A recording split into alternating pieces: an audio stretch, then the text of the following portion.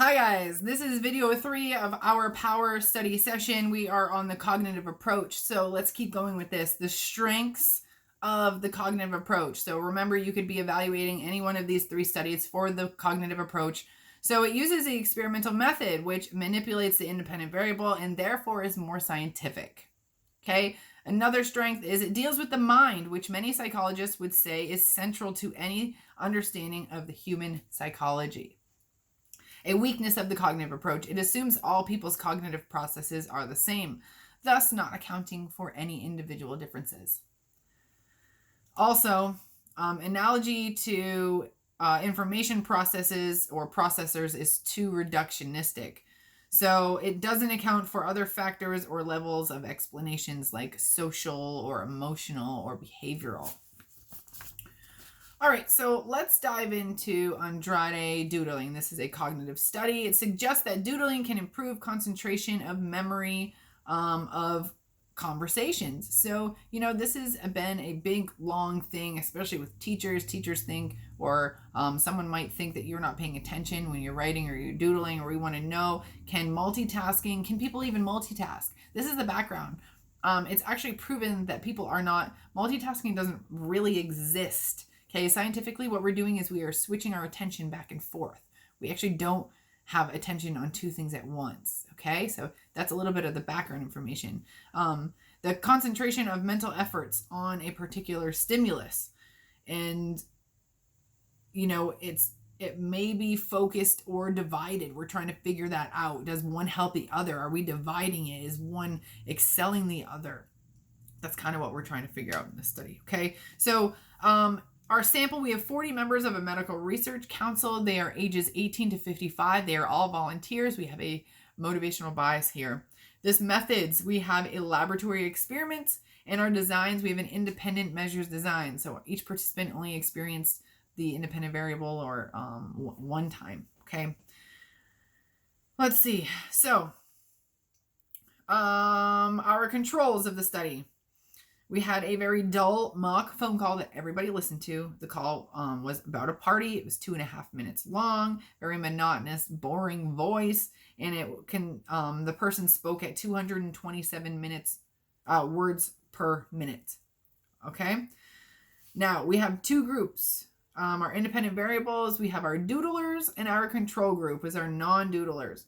Our dependent variable is the percentage of correct answers, and we asked 2 questions. We asked 1 question basically, and 1 question was delivered afterwards as more of, we have memory and attention.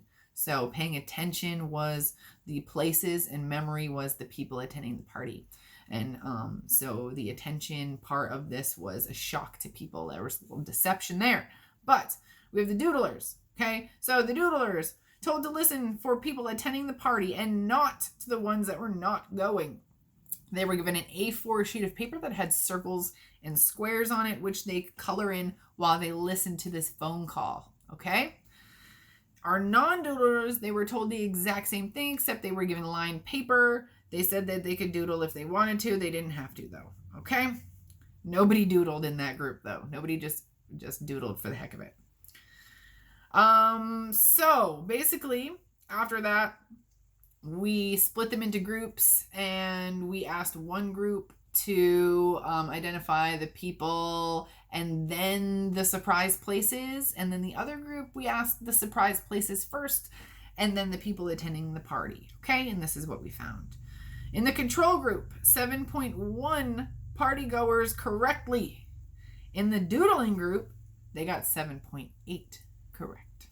Okay, so basically this is showing that the doodling group had better memory. Conclusion: doodling helps concentration on a primary task, as doodling participants performed better than the control group.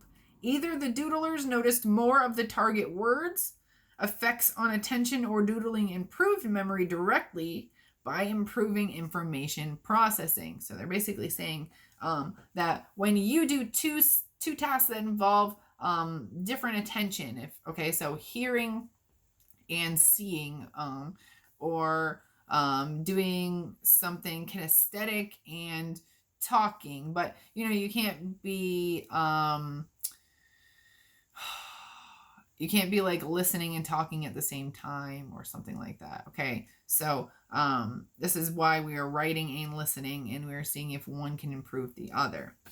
Now, let's evaluate this. All right. So for generalizability, our participants varied in age. So we have a good representative age, but volunteers, so we have a motivational bias. Majority of them were women, but still represented both genders. So it's not a broad representative of the world, though. Reliability. Since all participants were equally bored, they could be sure the differences were due to doodling. This increased the reliability. So basically we're trying to get everybody super bored. Super bored. Super bored. Application. Useful strategy when we have to concentrate and we don't want to. It's, important in a lecture. So if we're tired, maybe writing or drawing can keep our attention up so we can retain more information. So this would be good in like a classroom setting is what I'm saying. Validity. We had standardized recordings which ensured all participants were equally as bored and likely to daydream. This increased the validity. Operational definition of doodling also increased the validity. Bias sampling lowers the validity. Bias sampling is a volunteer sample. Okay, these participants were part of this medical research group. They loved to volunteer for stuff. Okay, they loved it. They had something to prove. I don't know what it was, but it was a bias. Ethics. Participants were unable to give full informed consent, and they were given an unexpected test on place name. So we got some deception. Deception was necessary, though, because we wanted to keep back all those domain characteristics. Okay, they did debrief, so that's a little bit better. Better than nothing, right? Laney. Okay, so this is false memory. It's 2008 on cognition. So memory is a cognitive approach. Without memory, learning would not take place. Specifically, we are studying how false memory can impact memories and beliefs in relation to eating asparagus. Okay, so we have, remember, we have 2 experiments here. Overall, I'll just tell you that the quizzes were the same for both studies, basically. And in experiment 2, we just introduced an image, and our participants were fully aware of the aim in experiment 2. So deception about the aim in experiment 1, and not full consent, but full consent and no deception in number 2. Okay, so also know that we have 2 separate sample groups for experiment 1 and experiment 2. Okay, so in experiment 1, we have 128 undergraduates from the University of California, 99 females and 29 males. All right.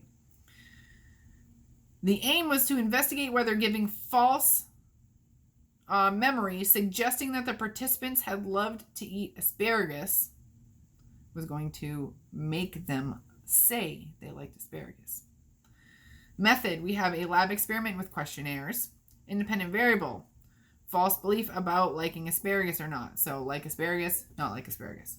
Okay, those are independent variables. Dependent variable was the measurements throughout the questionnaires, those 5 questionnaires that we used for this study.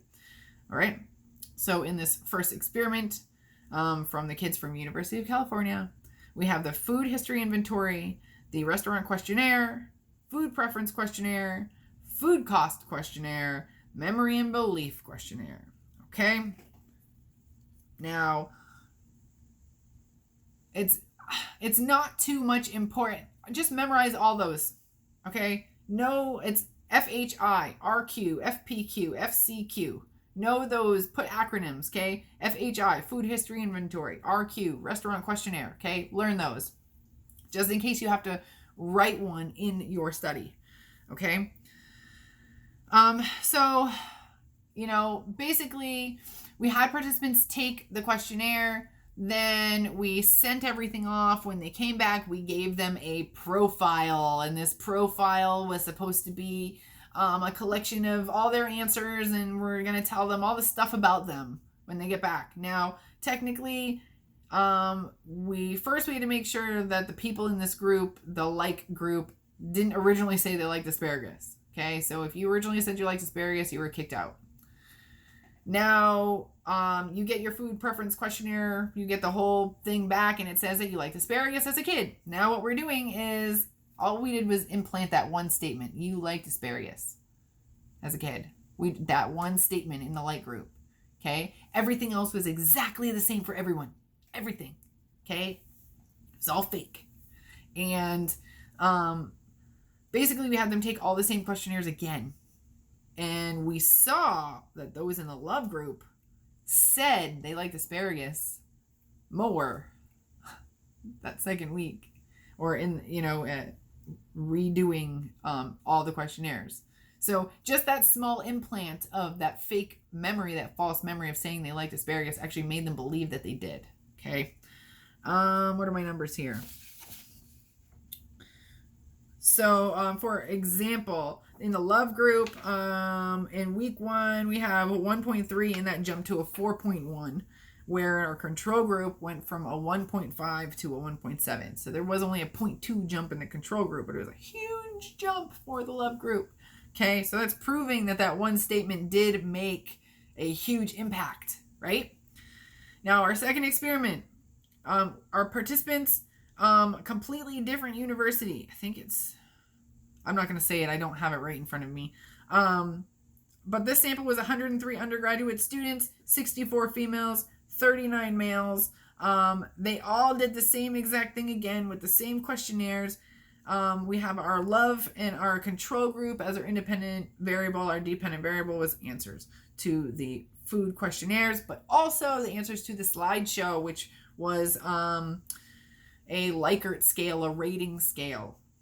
Okay, so you're probably going to have to dive a little bit deeper into those exact questions, what we asked. We asked about pictures. There was like pictures of food, and we asked, like, do you think a professional took this, or a novice, or an expert? Like, just, does the food look good? Like, all kinds of different questions about the quality of the picture of the food. Okay. So all the procedures were exactly the same, except we didn't deceive them. We told them the aim, and we showed them a slideshow. This time, we went from 1.7 in the love group to 4.2. Almost the same exact jump that we saw in the first time. So it's almost like deception wasn't even an issue. We almost didn't even need it.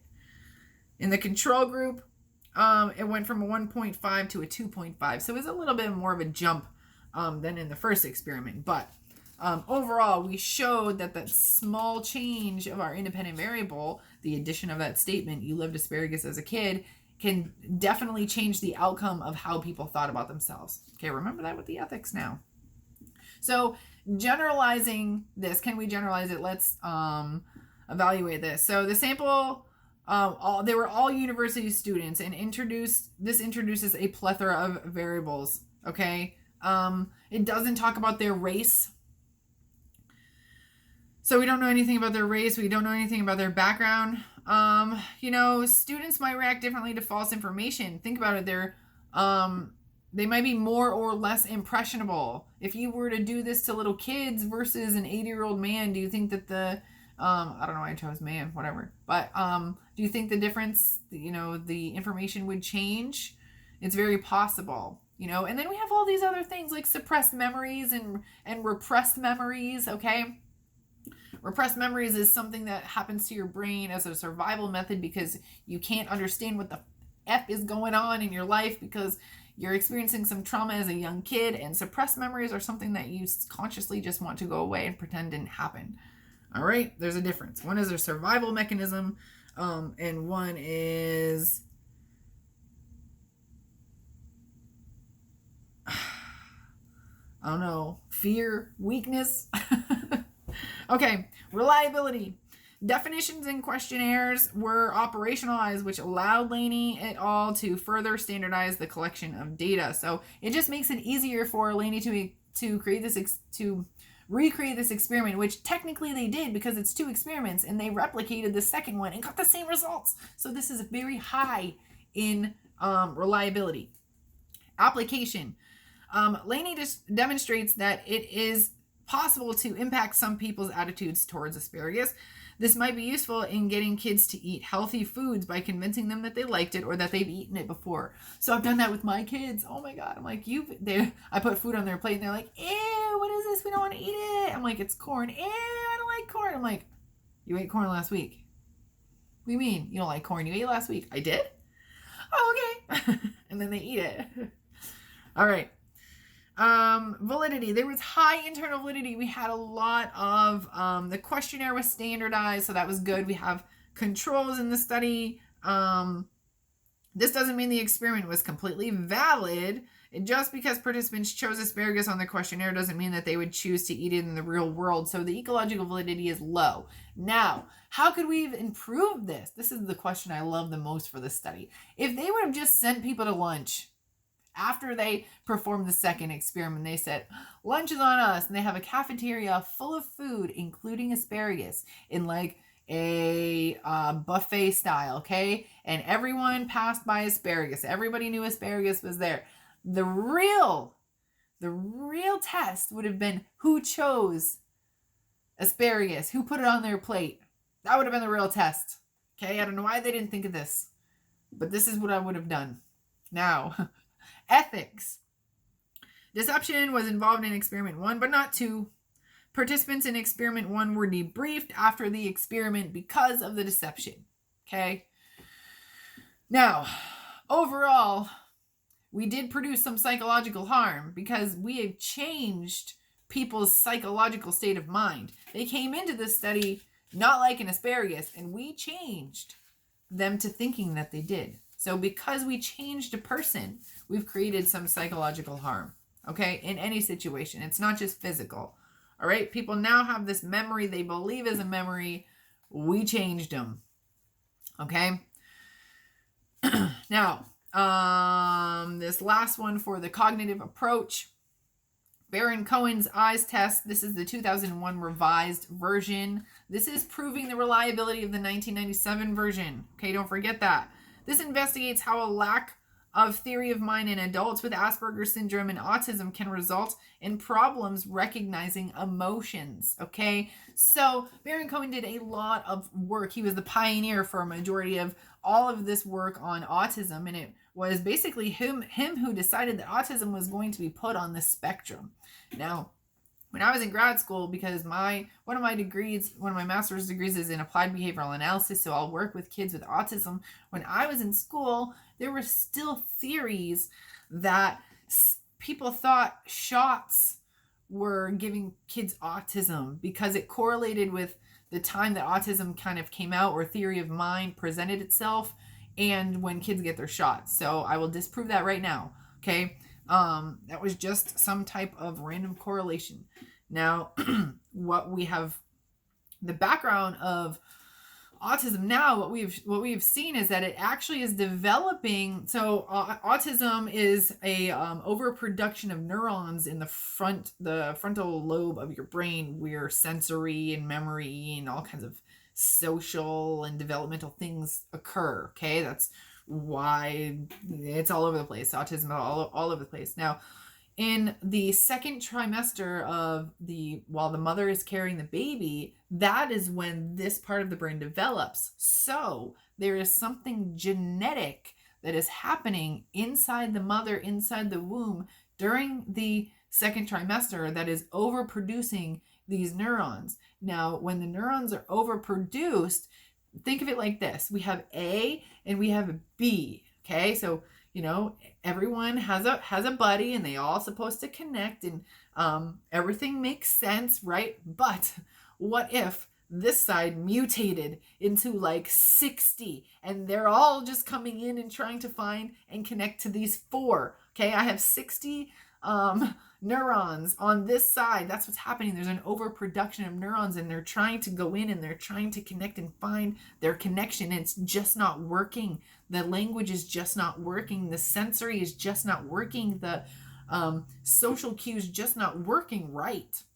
So that is the background information on Baron Cohen. Now, What you must know, this is a study on autistic individuals, and we have two, our independent variable is autistic or normal, and that's it. Even though we have technically 4 groups, it's an autistic group of individuals versus 3 control groups. Okay? So we have 5 aims. All 5 aims were proven correct. Okay? Just letting you know that now. And if you really listen to the aims, as we move down, it's almost like if this one's proven, then this one technically has to be proven. And if this one's proven, then this one's technically has to be proven. So, I mean, Baron Cohen doesn't have he has a lot of aims in here, but honestly, it doesn't matter because they're all proven correct. Okay. So, participants with autism will score significantly lower on theory of mind than the control group. Okay. Well, they score high on the autism quotient, then we're saying that they're going to score low on theory of mind. They will have a lack of emotional understanding and awareness. Participants with autism will score significantly high on the AQ measure. Well, yeah, because that's a measure of how autistic you are. So if you're labeled autistic, then you're going to score high on it. 3, normal females in 2 and 3, because there's no females in the autistic group, will score higher on theory of mind than males. Okay, so we're saying that females will do better on theory of mind than males will. And then that 4th one says normal males in group 3 would score higher on the AQ than females. So that's the complete opposite. So if females score higher on theory of mind than males, they're saying males will score higher on the AQ than females.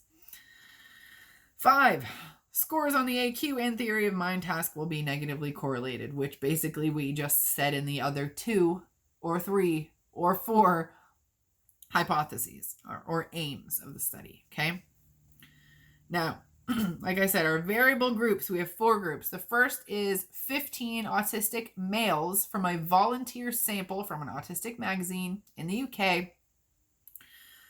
These 15 males had an average IQ of 115 and they were approximately 30 years old.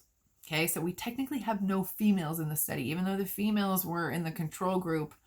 Okay, when we are generalizing this information, I mean, we have some females, but our population that we're studying is autistic individuals. You have to remember that, okay?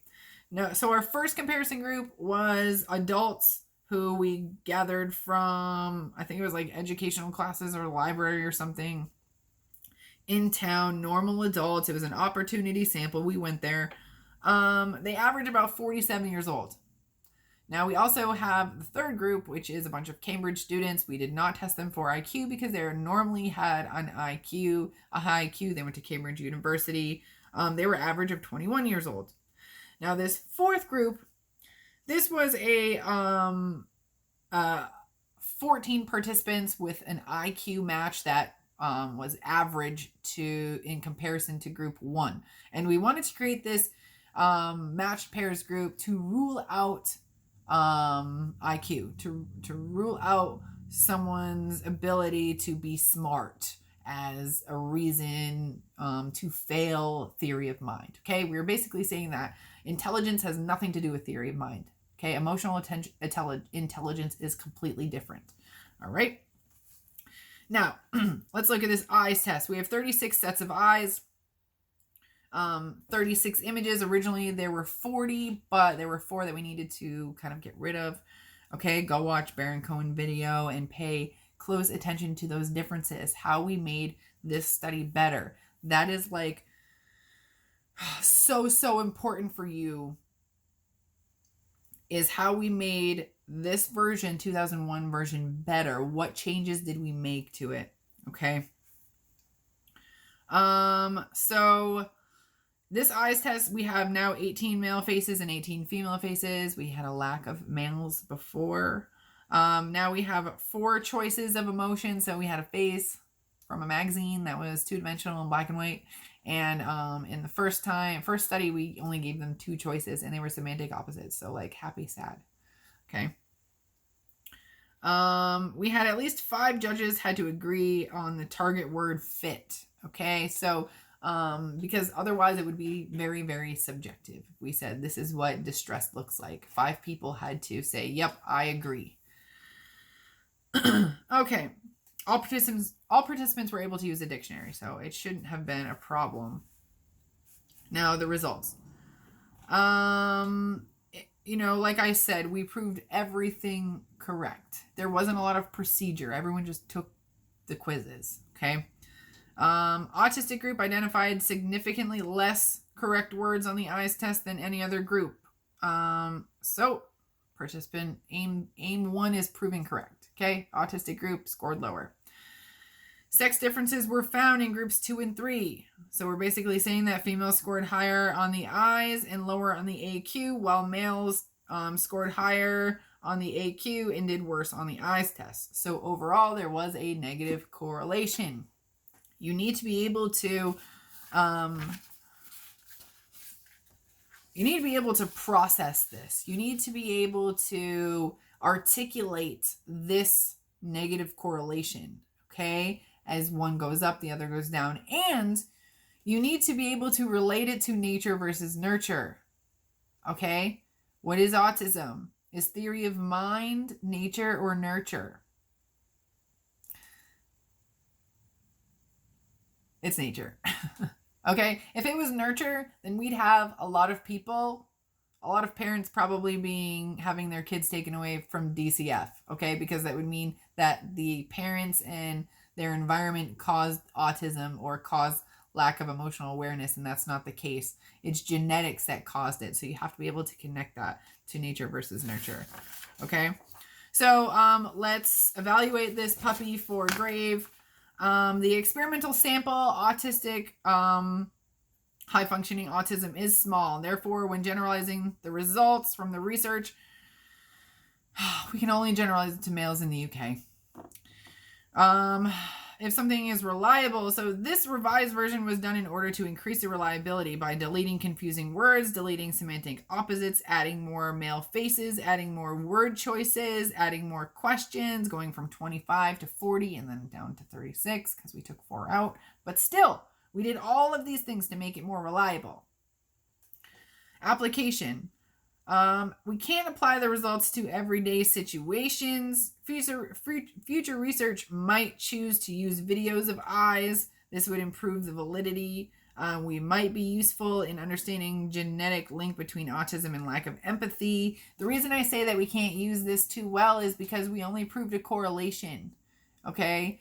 And correlations do not imply causations. We're not saying that one is causing the other. We're not saying that autism is causing a lack of theory of mind and lack of theory of mind is causing autism, okay? We just prove that there is a correlation, that the two are related somehow genetically in our brain, cognitively, okay? Now, the validity. The lab setting allowed for controls of confounding variables. All participants saw the same eyes for exactly the same amount of time. This improves the internal validity. But for the external validity, it was poor because we don't normally look at 2D black and white flat images of people's faces that are not moving in order to identify the emotion that they're carrying. Usually people are moving, their eyes are moving. There's people might be sweating or crying or, there's sound. There's all these things that are going on. So the ecological validity is low. Now, the ethics. There were no ethical concerns. Informed consent was given, and there was no deception involved. So, this was a pretty sound experiment, and it is paving the way for more autistic research. Okay? All right, guys, this was video 3 of my series of studying for papers 1 and 2. I will see you in video 4, and we are going to talk about the learning approach.